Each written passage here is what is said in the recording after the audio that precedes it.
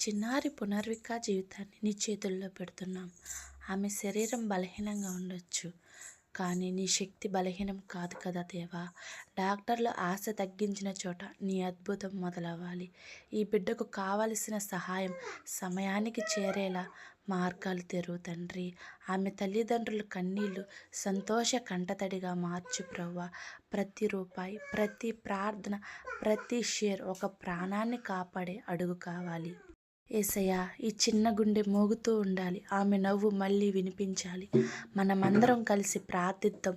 మన షేర్ ఒక ఆశ, మన ప్రార్థన ఒక అద్భుతం. ఈ చిన్నారి జీవితం కోసం మనమందరం దేవుని చేతులుగా మారదాం. కృపా కనికరం గల దేవా, మరొక్క పర్యాయం ఈ పాపను జ్ఞాపకం చేసుకోమని, నీ శక్తితో నీ బలముతో నింపమని, ప్రతి క్షణం ప్రతి గడియ నీ అగ్నికంచె ప్రాకారమును వేయమని యేసు పరిశుద్ధ నామమున అడిగి వేడుకొంచున్నాను నా పరమ తండ్రి.